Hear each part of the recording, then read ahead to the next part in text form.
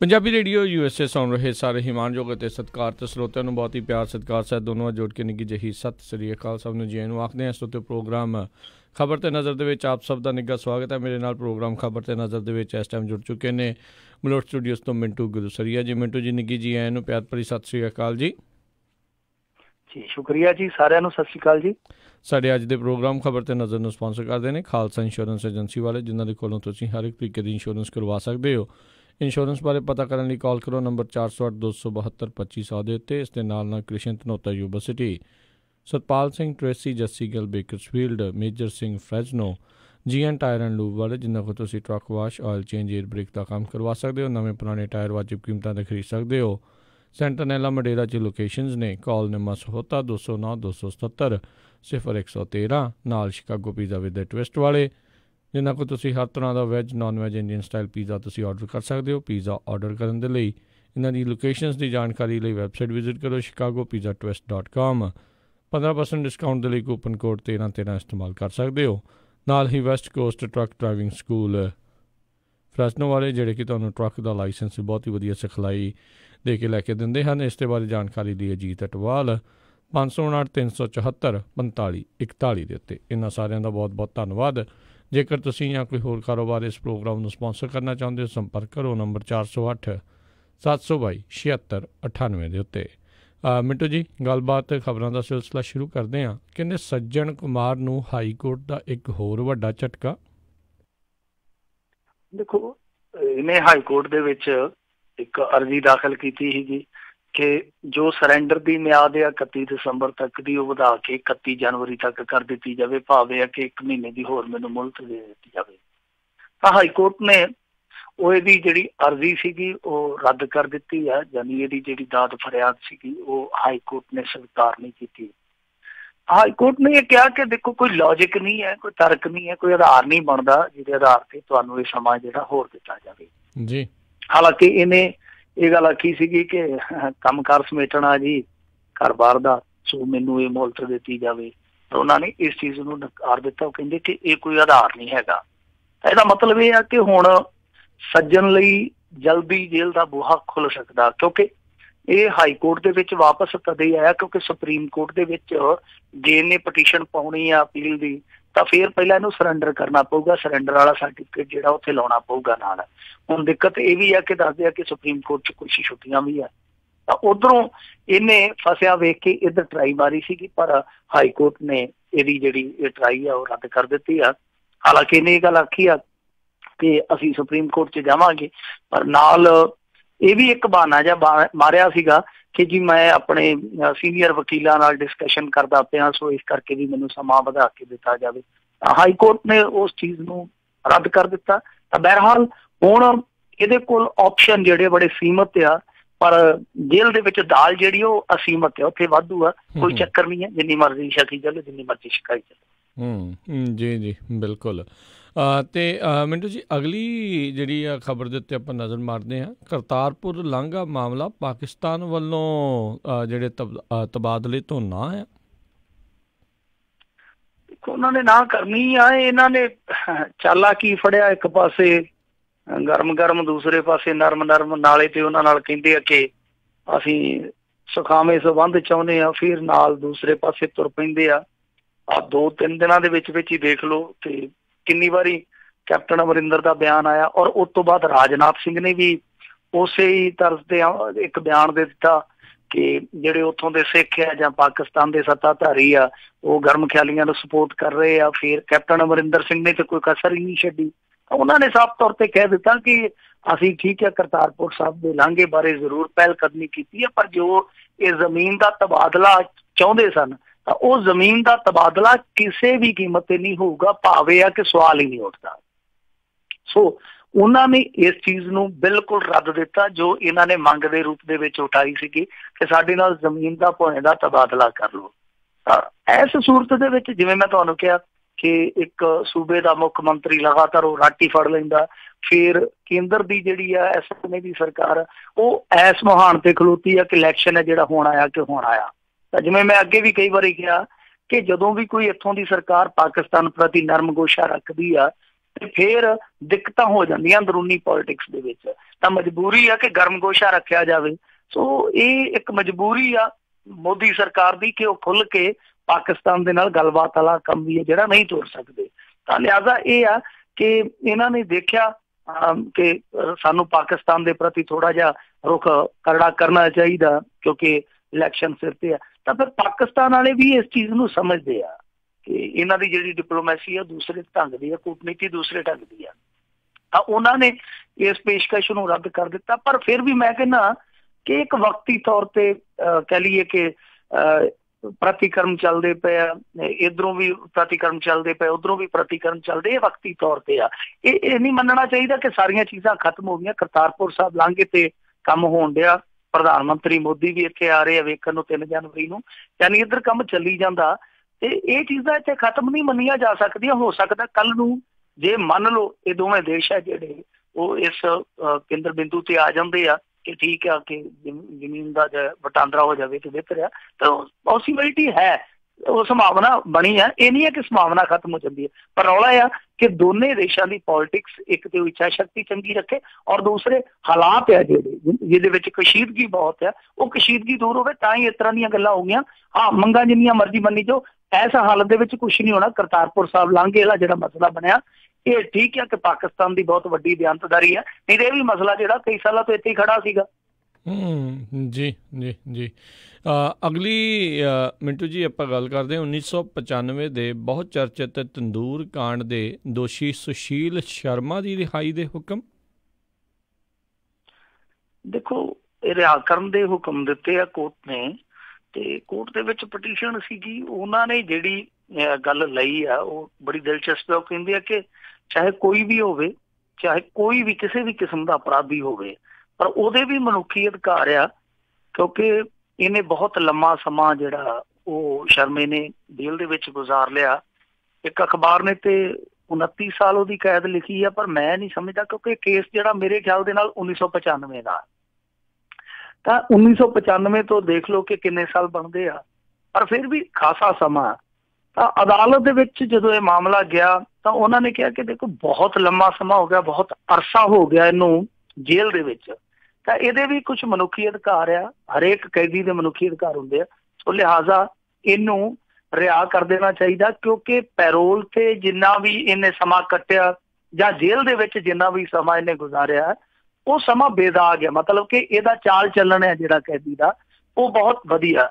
ਸੋ ਇਹਨਾਂ ਨੇ ਰਿਹਾਈ ਦੇ ਹੁਕਮ ਦੇ ਦਿੱਤੇ ਆ, ਪਰ ਇਸ ਮਾਮਲੇ ਦੇ ਵਿੱਚ ਫਿਰ ਦੂਸਰਾ ਪੱਖ ਜ਼ਰੂਰ ਸਾਹਮਣੇ ਆਊਗਾ ਕਿ ਇੱਕ ਦੇ ਨਾਲ ਹੀ ਨਹੀਂ ਦੂਸਰਿਆਂ ਦੇ ਨਾਲ ਵੀ ਇਸ ਤਰ੍ਹਾਂ ਦੀ ਨਰਮਾਈ ਹੈ ਜਿਹੜੀ ਉਹ ਵਰਤਣੀ ਦੀ ਗੱਲ ਕੀਤੀ ਸੀਗੀ ਕਿ ਕੁਛ ਟਾਡਾ ਵਾਲੇ ਆ ਜਿਨ੍ਹਾਂ ਨੂੰ ਕਈ ਅਰਸੇ ਹੋ ਗਏ ਆ ਵੱਧ ਸਜ਼ਾ ਤੋਂ ਕੱਟੀ ਬੈਠੇ ਆ, ਉਹਨਾਂ ਦਾ ਵੀ ਚਾਲ ਚੱਲਣ ਬਹੁਤ ਹੱਦ ਤੱਕ ਜੇਲ੍ਹ ਦੇ ਵਿੱਚ ਠੀਕ ਹੁੰਦਾ, ਤਾਂ ਉਹਨਾਂ ਪ੍ਰਤੀ ਵੀ ਅਦਾਲਤਾਂ ਨੂੰ ਥੋੜਾ ਜਿਹਾ ਰੁਖ ਹੈ ਜਿਹੜਾ ਸੌਫਟ ਕਰਨਾ ਚਾਹੀਦਾ। ਸੋ ਲਿਹਾਜ਼ਾ ਇਹ ਬਹੁਤ ਚਰਚਿਤ ਕਤਲ ਕਾਂਡ ਹੈ ਜਿਹੜਾ ਉਹ ਕਈ ਵੱਖ-ਵੱਖ ਪੜਾਵਾਂ ਤੋਂ ਆ ਕੇ ਇਸ ਥਾਂ ਤੇ ਖੜ ਗਿਆ ਕਿ ਹੁਣ ਉਹ ਕਾਤਲ ਜਿਹੜਾ ਆਪਣੀ ਪਤਨੀ ਨੂੰ ਮਾਰ ਕੇ ਤੰਦੂਰ 'ਚ ਸਾੜਦਾ, ਫਿਰ ਇਹ ਸਾਰਾ ਮਾਮਲਾ ਤੰਦੂਰ ਕਾਂਡ ਦੇ ਨਾਂ ਨਾਲ ਮਸ਼ਹੂਰ ਹੁੰਦਾ। ਉਹ ਹੁਣ ਜੇਲ੍ਹ ਤੋਂ ਰਿਹਾ ਹੋਏਗਾ, ਪਰ ਬਹੁਤ ਕੁਝ ਗਵਾ ਕੇ ਰਿਹਾ ਹੋਵੇਗਾ। ਜੀ ਜੀ।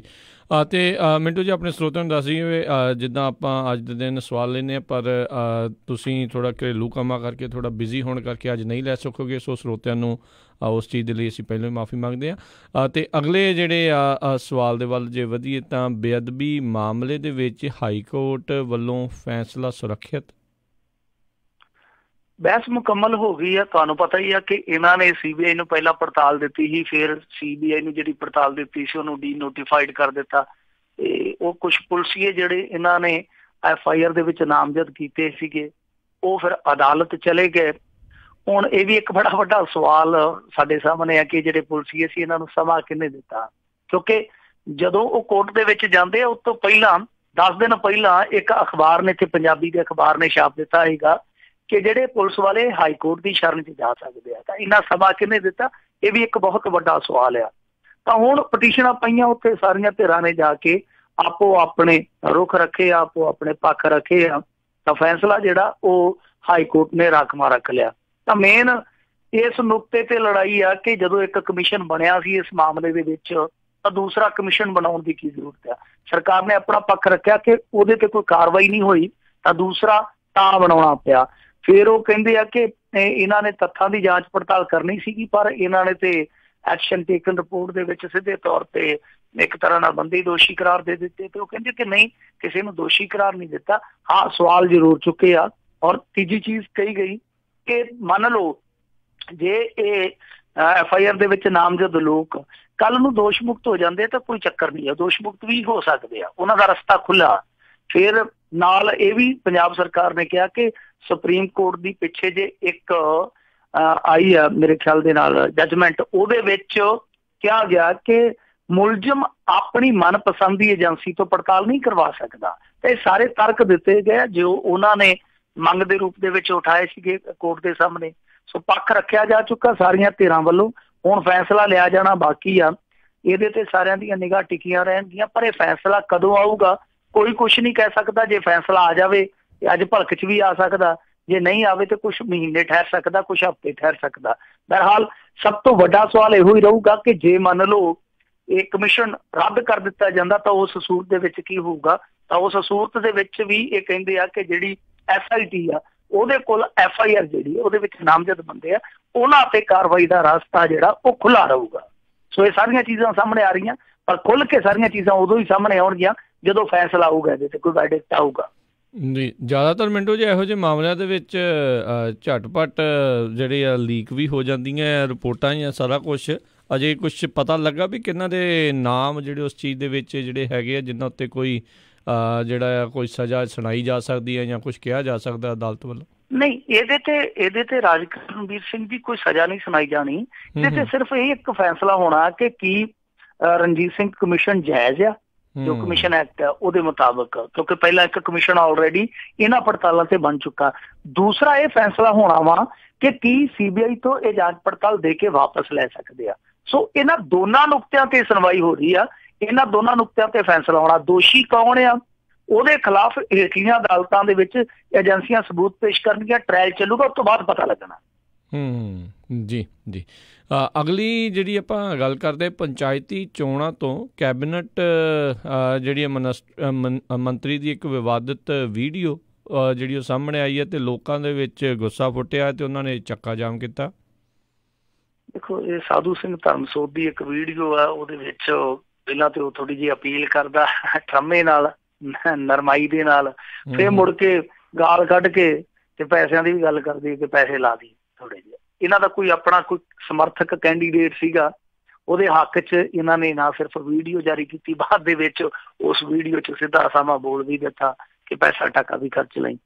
ਤੇ ਉਧਰ ਦੂਸਰੇ ਪਾਸੇ ਕੋਈ ਆਜ਼ਾਦ ਉਮੀਦਵਾਰ ਖਲੋਤਾ ਹੈ ਇਹ ਸੁੱਖੇਵਾਲ ਪਿੰਡ ਦੇ ਵਿੱਚ, ਇਹਨਾਂ ਦੇ ਇਲਾਕੇ 'ਚ, ਤਾਂ ਦੱਸਦੇ ਆ ਕਿ ਉਸ ਪਿੰਡ ਦਾ ਦਾਵਾ ਜਿਨ੍ਹਾਂ ਨੇ ਆ ਕੇ ਚੱਕਾ ਜਾਮ ਕੀਤਾ ਇਸ ਵੀਡੀਓ ਵਾਇਰਲ ਹੋਣ ਤੋਂ ਬਾਅਦ, ਉਹ ਕਹਿੰਦੇ ਆ ਕਿ ਸਿੱਧੇ ਤੌਰ ਤੇ ਮੰਤਰੀ ਆ ਜਿਹੜਾ ਇਸ ਇਲੈਕਸ਼ਨ ਨੂੰ ਪ੍ਰਭਾਵਿਤ ਕਰਨ ਡਿਆ, ਜਦ ਕਿ ਉਸ ਆਜ਼ਾਦ ਉਮੀਦਵਾਰ ਧਰਮਿੰਦਰ ਸਿੰਘ ਦੇ ਮਗਰ 90% ਲੋਕ ਨੇ।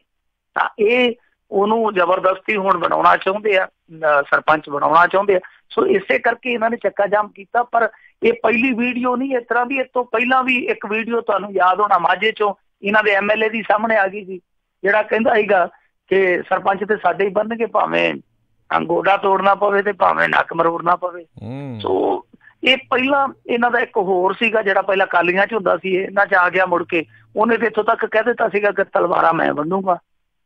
ਇਸ ਤਰ੍ਹਾਂ ਦੀਆਂ ਜਿਹੜੀਆਂ ਵੀਡੀਓ ਸਾਹਮਣੇ ਆਉਣੀਆਂ ਉਹ ਠੀਕ ਆ ਕਿ ਅੱਗੇ ਵੀ ਆਉਂਦੀਆਂ, ਦੂਸਰਿਆਂ ਦੀਆਂ ਵੀ ਆਉਂਦੀਆਂ, ਤੀਸਰਿਆਂ ਦੀਆਂ ਵੀ ਆਉਂਦੀਆਂ, ਕਰਦੇ ਆ ਸਾਰਾ ਕੁਛ। ਪਰ ਇੱਕ ਮੰਤਰੀ ਵੱਲੋਂ ਇੱਕ ਸਰਪੰਚੀ ਦੇ ਇਲੈਕਸ਼ਨ 'ਚ ਇੱਥੋਂ ਤੱਕ ਚਲੇ ਜਾਣਾ, ਮੇਰੇ ਖਿਆਲ ਦੇ ਨਾਲ ਇਹ ਪ੍ਰਤੱਖ ਉਦਾਹਰਨ ਆ ਕਿ ਸਾਡੀ ਜਿਹੜੀ ਸੰਵਿਧਾਨ ਦੀ ਬਹੁਤ ਖੂਬਸੂਰਤ ਜਮਹੂਰੀਅਤ ਦੀ ਜਿਹੜੀ ਇਕਾਈ ਆ, ਪੰਚਾਇਤੀ ਇਕਾਈ, ਉਹਦੀ ਪਵਿੱਤਰਤਾ ਜਾਂ ਉਹਦੀ ਜਿਹੜੀ ਆਪਾਂ ਕਹਿ ਸਕਦੇ ਹਾਂ ਕਿ ਇੱਕ ਕੰਮ ਕਰਨ ਦੀ ਪਾਰਦਰਸ਼ਤਾ ਸੀ, ਉਹਨੂੰ ਲੀਰੋ ਲੀਰ ਕਰ ਦਿੱਤਾ ਸਿਆਸਤ ਨੇ। ਤੇ ਤੁਸੀਂ ਆਪ ਅੰਦਾਜ਼ਾ ਲਾ ਲਓ ਕਿ ਜਿੱਥੇ ਇੱਕ ਮੰਤਰੀ ਖੁਦ ਇਨਫਲੂਐਂਸ ਕਰਦਾ ਪਿਆ ਇਲੈਕਸ਼ਨ ਦੇ ਵਿੱਚ, ਤਾਂ ਉੱਥੇ ਹੇਠਲੇ ਪੱਧਰ ਤੇ ਜਿਹੜੇ ਛੋਟੇ ਛੋਟੇ ਲੀਡਰ ਹੋਣਗੇ ਉਹ ਕੀ ਚੰਨ ਚਾੜਦੇ ਹੋਣੇ ਆ। ਬਿਲਕੁਲ, ਅੱਜ ਜਿਨ੍ਹਾਂ ਦੀਆਂ ਵੀਡੀਓ ਆਉਂਦੀਆਂ ਨਹੀਂ ਆ ਤੇ ਉਹਦੇ ਵਿੱਚ ਕੀ ਬਣਦਾ ਹੋ ਰਿਹਾ ਉਹ। ਅਗਲੀ ਜਿਹੜੀ ਮਿੰਟੂ ਜੀ ਉਸ ਦੇ ਉੱਤੇ ਆਪਾਂ ਗੱਲ ਕਰਦੇ ਹਾਂ, ਕਹਿੰਦੇ ਇੱਕ ਹੋਰ ਕਾਂਗਰਸੀ ਸ਼ਰਾਬ ਸਮੇਤ ਕਾਬੂ। ਖਬਰਾਂ ਮਿੰਟੂ ਜੀ ਉਹੀ ਆ, ਬਸ ਦਲ ਦਾ ਹੀ ਬਦਲਾ ਪਿਆ। बिल्कुल। और राहत इंदौरी ने आख्या सीगा ना कि किरदार नए आ रहे हैं, नाटक पुराना चल रहा है। तो ये किरदार ही बदले आ, नाटक पुराने चलन रहे आ। ਤਾਂ ਇਹ ਦੇਖੋ ਮਾਮਲਾ ਕੀ ਆ ਕਿ ਫਿਰੋਜ਼ਪੁਰ ਦੇ ਵਿੱਚ ਇੱਕ ਕਾਂਗਰਸੀ ਤੋਂ ਸ਼ਰਾਬ ਫੜੀ ਆ, ਸ਼ਰਾਬ ਖਾਸੀ ਸੀਗੀ, ਦੱਸਦੇ ਕਿ ਕਈ ਬੋਤਲਾਂ ਸ਼ਰਾਬ ਸੀਗੀਆਂ। ਕਮਾਲ ਦੀ ਗੱਲ ਹੈ ਜਿੱਤੋਂ ਫੜੀ ਆ ਉਹ VIP ਗੱਡੀ ਦਾ ਮਾਲਕ ਸੀਗਾ, ਯਾਨੀ ਕਿ ਚੇਅਰਮੈਨ ਦੀ ਗੱਡੀ ਸੀਗੀ, ਚੇਅਰਮੈਨ ਦੀ ਗੱਡੀ ਸੀ, ਨਾਲ ਗਨਮੈਨ ਸੀਗੇ ਤੇ ਬਕਾਇਦਾ ਵੀਡੀਓ ਬਣੀ। ਪਰ ਪੱਤਰਕਾਰ ਉਦੋਂ ਹੈਰਾਨ ਰਹਿ ਗਏ ਜਦੋਂ ਅਗਲੇ ਦਿਨ ਉਹਨਾਂ ਨੇ ਪਰਚਾ ਵੇਖਿਆ। ਪਰਚਾ ਉੱਥੇ ਕਿਸੇ ਆਟੋ ਯੂਨੀਅਨ ਦੇ ਇੱਕ ਪ੍ਰਧਾਨ ਪ੍ਰਧੂਨ ਤੇ ਪਾਇਆ ਹੋਇਆ ਸੀਗਾ। ਉਹ ਕਹਿੰਦੇ ਕਮਾਲ ਦੀ ਗੱਲ ਆ, ਸ਼ਰਾਬ ਫੜੀ ਗਈ, ਚੇਅਰਮੈਨ ਦੀ ਗੱਡੀ ਦੇ ਵਿੱਚੋਂ ਮੁਲਜ਼ਮ ਕੋਈ ਹੋਰ ਬਣ ਗਿਆ, ਇਹ ਕੀ ਚੰਨ ਚਾੜਿਆ। ਤਾਂ ਹੁਣ ਜਿਹੜੇ ਪੁਲਿਸ ਵਾਲੇ ਉਹ ਗੱਲਾਂ ਗੋਲਮੋਲ ਕਰੀ ਜਾਂਦੇ ਆ, ਅਸਲ ਦੇ ਵਿੱਚ ਸਾਰੀ ਕਹਾਣੀ ਗੋਲਮੋਲ ਕਰ ਦਿੱਤੀ ਕਿਉਂਕਿ ਚੇਅਰਮੈਨ ਫਸਿਆ ਇਹਨਾਂ ਦਾ। ਉਹ ਫਿਰ ਹੋਣਾ ਇਸ ਸਮੇਂ ਇਲੈਕਸ਼ਨ ਦੇ ਵਿੱਚ ਉਹਨੂੰ ਬਚਾਉਣ ਵਾਸਤੇ ਕੋਈ ਬਲੀ ਦਾ ਬੱਕਰਾ ਮੋਹਰੇ ਆ ਗਿਆ। ਜਿਵੇਂ ਅੱਗੇ ਇੱਕ ਭਾਰਤੀ ਜਨਤਾ ਪਾਰਟੀ ਦੇ MLA ਦੇ ਮੁੰਡੇ ਦੀ ਗੱਡੀ ਦੇ ਥੱਲੇ ਬੰਦੇ ਆ ਗਏ ਤੇ ਮੁੜ ਕੇ ਆਪ ਹੀ ਉਹ ਥਾਣੇ ਚਲੇ ਗਿਆ ਤੇ ਥਾਣੇ ਉਹ ਤੇ ਹਾਲੇ ਗੱਲਾਂ ਹੋਰ ਕਰੀ ਜਾਂਦਾ ਸੀ। ਉੱਥੇ ਇੱਕ ਡਰਾਈਵਰ ਆ ਗਿਆ, ਕਹਿੰਦੇ ਜੀ ਗੱਡੀ ਮੈਂ ਚਲਾਉਣਾ, ਤੇ ਬਾਅਦ ਦੇ ਵਿੱਚ CCTV ਫੁਟੇਜ ਦੇ ਵਿੱਚ ਸਾਰੀ ਗੱਲ ਸਾਹਮਣੇ ਆ ਗਈ ਕਿ ਅਸਲ ਦੇ ਵਿੱਚ ਗੱਡੀ ਉਹ ਮੁੰਡਾ ਹੀ ਚਲਾਉਂਦਾ ਸੀਗਾ। ਤਾਂ ਇਸ ਤਰ੍ਹਾਂ ਬਲੀ ਦੇ ਬੱਕਰੇ ਵੀ ਪੈਦਾ ਕਰ ਦਿੱਤੇ ਜਾਂਦੇ ਆ, ਉਹ ਪੇਸ਼ ਵੀ ਕਰ ਦਿੱਤੇ ਜਾਂਦੇ ਆ। ਪਰ ਕਾਂਗਰਸੀਆਂ ਨੂੰ ਖੰਘ ਦੀ ਦਵਾਈ ਦਾ ਜਿਹੜਾ ਅੱਜ ਕੱਲ੍ਹ ਜ਼ਿਆਦਾ ਹੀ ਕੁਛ ਫਿਕਰ ਆ, ਲੋਕਾਂ ਨੂੰ ਸ਼ਾਇਦ ਖੰਘ ਜ਼ਿਆਦਾ ਹੀ ਹੋ ਗਈ ਪੰਜਾਬ 'ਚ। ਪਰਸੋਂ ਚੌਥ ਦੀ ਗੱਲ ਹੈ, ਤਲਵੰਡੀ ਸਾਬੋ ਦੇ ਇਲਾਕੇ ਦੇ ਵਿੱਚ 2 ਇਹਨਾਂ ਦੇ ਬੰਦੇ ਆ ਜਿਹੜੇ ਉਹਨਾਂ ਤੇ ਵੀ ਸ਼ਰਾਬ ਦਾ ਪਰਚਾ ਹੋਇਆ। ਉਹ ਟਰਾਲੀ ਭਰ ਕੇ ਖੰਘ ਦੀ ਦਵਾਈ ਹਰਿਆਣੇ 'ਚ ਲਈ ਆਉਂਦੇ ਸੀ। ਜੀ ਜੀ ਮਿੰਟੂ ਜੀ, ਨਸਰੁਦੀਨ ਸ਼ਾਹ ਨੂੰ ਲੈ ਕੇ ਵਿਵਾਦ ਰੌਲਾ ਜਿਹਾ ਪੈ ਰਿਹਾ ਆ, ਉਹ ਕੀ ਮਸਲਾ ਚੱਲ ਰਿਹਾ? ਦੇਖੋ ਨਸਰੁਦੀਨ ਸ਼ਾਹ ਦਾ ਇੱਕ ਪ੍ਰਤੀਕਰਮ ਆਇਆ ਸੀ। ਪਹਿਲਾਂ ਤੇ ਉਹਨੇ ਵਿਰਾਟ ਕੋਹਲੀ ਦੀ ਚੰਗੀ ਖੁੰਬ ਟੱਪੀ ਸੀਗੀ ਕਿਉਂਕਿ ਵਿਰਾਟ ਕੋਹਲੀ ਦਾ ਇੱਕ ਐਟੀਟਿਊਡ ਹੈ, ਕੋਈ ਉਹਨੂੰ ਪਸੰਦ ਕਰਦਾ ਉਹਦੀ ਹਮਲਾਵਰਤਾ ਨੂੰ, ਕੁਛ ਲੋਕ ਉਹਨੂੰ ਕ੍ਰਿਟੀਸਾਈਜ਼ ਵੀ ਕਰਦੇ ਆ। ਪਰ ਦੂਸਰਾ ਸੀਗਾ ਇਹਨਾਂ ਦਾ ਕਿ ਇੱਕ ਗਊ ਤੋਂ ਜ਼ਿਆਦਾ ਜਿਹੜੀ ਇੰਸਪੈਕਟਰ ਦੀ ਜਿਹੜੀ ਹੱਤਿਆ ਹੋਈ ਸੀ ਉਹਦੇ ਮਾਮਲੇ ਦੇ ਵਿੱਚ ਹੈ ਕਿ ਇੱਕ ਗਊ ਨੂੰ ਜ਼ਿਆਦਾ ਤਵੱਜੋ ਦਿੱਤੀ ਜਾ ਰਹੀ ਹੈ ਕਿ ਇੰਸਪੈਕਟਰ ਮਰਿਆ ਉਹਦੀ ਕੋਈ ਗੱਲ ਨਹੀਂ ਕਰ ਰਿਹਾ। ਇਸ ਤਰ੍ਹਾਂ ਇਹਨਾਂ ਨੇ ਕੁਝ ਪ੍ਰਤੀਕਰਮ ਦਿੱਤਾ ਸੀਗਾ। ਫਿਰ ਕਿਹਾ ਸੀਗਾ ਕਿ ਮੇਰੇ ਬੱਚੇ ਇਸ ਦੇਸ਼ ਦੇ ਵਿੱਚ ਅਸੁਰੱਖਿਅਤ ਮਾਹੌਲ ਮਹਿਸੂਸ ਕਰਦੇ ਆ। ਤੇ ਫਿਰ ਤੁਹਾਨੂੰ ਪਤਾ ਹੀ ਆ ਇੱਥੇ ਲੰਡਰਾਂ ਦਾ ਟੋਲਾ ਫਿਰਦਾ, ਉਹ ਕਹਿੰਦੇ ਧੱਕ ਦਿਓ ਪਾਕਿਸਤਾਨ ਦੇ ਵਿੱਚ, ਇਹਦੇ ਅਸਲ ਦੇ ਵਿੱਚ ਸਰਫਰੋਸ਼ ਫਿਲਮ ਵਾਲਾ ਹੀ ਨਿਕਲਿਆ ਗੁਲਫਾਮ ਹਸਨ। ਤਾਂ ਇਸ ਤਰ੍ਹਾਂ ਦੀ ਟਰੋਲਿੰਗ ਹੋ ਰਹੀ ਆ। ਪਰ ਮੇਰੇ ਖਿਆਲ ਦੇ ਨਾਲ ਇਹ ਸੋਚਣ ਦੀ ਗੱਲ ਹੈ, ਵਿਚਾਰਨ ਦੀ ਗੱਲ ਹੈ। ਕੁਛ ਲੋਕ ਤੇ ਇਸ ਪੱਖ ਤੋਂ ਵੀ ਜੋੜਦੇ ਆ ਕਿ ਜੀ RSS ਨੂੰ ਬਦਨਾਮ ਕਰਨ ਵਾਸਤੇ ਅੱਗੇ ਵੀ ਇੱਕ ਪੁਰਸਕਾਰ ਵਾਪਸੀ ਮੁਹਿੰਮ ਚਲਾਈ ਗਈ ਸੀ, ਹੁਣ ਵੈਸੀ ਹੋਈ ਵੇਵ ਬਣਾਈ ਜਾ ਰਹੀ ਹੈ। ਹੁਣ ਦੂਸਰੇ ਪਾਸੇ ਕੁਛ ਲੋਕ ਇਹ ਕਹਿੰਦੇ ਆ ਕਿ ਇਹਨਾਂ ਚੀਜ਼ਾਂ ਨੂੰ ਡੂੰਘਾਈ ਦੇ ਵਿੱਚ ਜਾ ਕੇ ਨਾਪਣ ਦੀ ਜ਼ਰੂਰਤ ਆ ਕਿ ਐਸਾ ਆਮਿਰ ਖਾਨ ਜਾਂ ਨਸਰੁਦੀਨ ਸ਼ਾਹ ਕਿਉਂ ਕਹਿੰਦੇ ਆ ਕਿ ਸਾਡਾ ਜਿਹੜਾ ਟੱਬਰ ਆ ਉਹ ਇੱਥੇ ਅਸੁਰੱਖਿਅਤ ਮਾਹੌਲ ਮਹਿਸੂਸ ਕਰਦਾ। ਤੇ ਮੇਰੇ ਖਿਆਲ ਦੇ ਨਾਲ ਸੋਚਣ ਵਿਚਾਰਨ ਦੀ ਲੋੜ ਹੀ ਨਹੀਂ। ਉਹ ਥੱਲੇ ਜਾ ਕੇ ਕਮੈਂਟ ਪੜ੍ਹੇ ਜਾ ਸਕਦੇ ਆ ਕਿ ਇੱਥੇ ਦੇਸ਼ ਦੇ ਵਿੱਚ ਲੋਕ ਅਸੁਰੱਖਿਅਤ ਕਿਉਂ ਮਹਿਸੂਸ ਕਰਦੇ ਆ। ਜੀ ਜੀ ਜੀ ਅਤੇ ਮਿੰਟੂ ਜੀ, ਇੱਕ ਹੋਰ ਖਬਰ ਆ ਰਹੀ ਆ ਦਿੱਲੀ ਤੋਂ, ਕਹਿੰਦੇ ਦਿੱਲੀ ਦੀ ਅਸੈਂਬਲੀ ਦੇ ਵਿੱਚ ਰਾਜੀਵ ਗਾਂਧੀ ਦਾ ਜਿਹੜਾ ਭਾਰਤ ਰਤਨ ਆ ਉਹ ਵਾਪਸ ਲੈਣ ਦਾ ਕੋਈ ਰੈਜ਼ੋਲੂਸ਼ਨ ਪਾਸ ਹੋਇਆ ਹੈ। ਬਾਅਦ 'ਚ ਉਹਨਾਂ ਨੇ ਕੋਈ ਉੱਤੇ ਸਪਸ਼ਟੀਕਰਨ ਵੀ ਦਿੱਤਾ, ਕੁਛ ਹੈ ਇਸ ਦੇ ਬਾਰੇ ਤੁਹਾਨੂੰ ਜਾਣਕਾਰੀ? ਨਹੀਂ ਰਾਜਕਰਮਵੀਰ ਸਿੰਘ ਜੀ, ਮੈਂ ਸਫ਼ਰ ਦੇ ਵਿੱਚ ਆ ਜੀ, ਮੈਂ ਉਹ ਖਬਰ ਪੜ੍ਹ ਨਹੀਂ ਸਕਿਆ। ਮੈਂ ਕੋਸ਼ਿਸ਼ ਕਰੂੰਗਾ ਕਿ ਹੁਣ ਸਵੇਰੇ, ਕਿਉਂਕਿ ਰਾਤ ਤੇ ਮੈਂ ਸਫ਼ਰ ਦੇ ਵਿੱਚ ਹੀ ਹੋਊਂਗਾ, ਕਿ ਸਵੇਰੇ ਉਸ ਖਬਰ ਦਾ ਥੋੜਾ ਪਤਾ ਕਰ ਲਈਏ। ਜੀ, ਤੇ ਬਹੁਤ ਬਹੁਤ ਮਿੰਟੂ ਜੀ ਤੁਹਾਡਾ ਧੰਨਵਾਦ। ਤੇ ਸਰੋਤਿਆਂ ਤੋਂ ਇੱਕ ਵਾਰੀ ਫਿਰ ਮਾਫੀ ਮੰਗਦੇ ਹਾਂ ਵੀ ਮਾਫੀ ਮੈਂ ਵੀ ਮੰਗ ਲੈਣਾ, ਤੁਹਾਡੇ ਨਾਲ ਮਾਫੀ ਮੈਨੂੰ ਵੀ ਮੰਗਣੀ ਚਾਹੀਦੀ ਹੈ ਕਿ ਮੈਨੂੰ ਕੋਈ ਐਮਰਜੈਂਸੀ ਪੈ ਗਈ, ਤੇ ਮਾਫੀ ਫਿਰ ਮਿਲਦੇ ਹਾਂ ਜੀ। ਬਹੁਤ ਬਹੁਤ ਧੰਨਵਾਦ, ਮਿਹਰਬਾਨੀ, ਸਤਿ ਸ਼੍ਰੀ ਅਕਾਲ। ਸਤਿ ਸ਼੍ਰੀ ਅਕਾਲ। ਤੇ ਸਰੋਤਿਓ, ਇੱਥੇ ਹੀ ਸਾਡਾ ਅੱਜ ਦਾ ਇਹ ਜਿਹੜਾ ਪ੍ਰੋਗਰਾਮ ਖਬਰ ਤੇ ਨਜ਼ਰ ਆਓ ਅਸੀਂ ਸਮਾਪਤ ਕਰਦੇ ਹਾਂ। ਤੇ ਇਸ ਤੋਂ ਬਾਅਦ ਦੇ ਵਿੱਚ ਪ੍ਰੋਗਰਾਮ ਅਪਡੇਟ ਅਮਰੀਕਾ ਜਿਹੜਾ ਉਹ ਲੈ ਕੇ ਆਪਾਂ ਹਾਜ਼ਰ ਹੋਵਾਂਗੇ। ਇੱਦਾਂ ਹੀ ਸਰੋਤਿਓ ਜੁੜੇ ਰਹੋ ਪੰਜਾਬੀ ਰੇਡੀਓ USA ਦੇ ਨਾਲ, ਤੇ ਪੰਜਾਬੀ ਰੇਡੀਓ USA ਦੇ ਪ੍ਰੋਗਰਾਮ ਇੱਦਾਂ ਹੀ ਚੱਲਦੇ ਰਹਿਣਗੇ। ਬਹੁਤ ਹੀ ਪਿਆਰ ਸਤਿਕਾਰ ਸਨੇਕੀ ਜੀ, ਸਤਿ ਸ਼੍ਰੀ ਅਕਾਲ।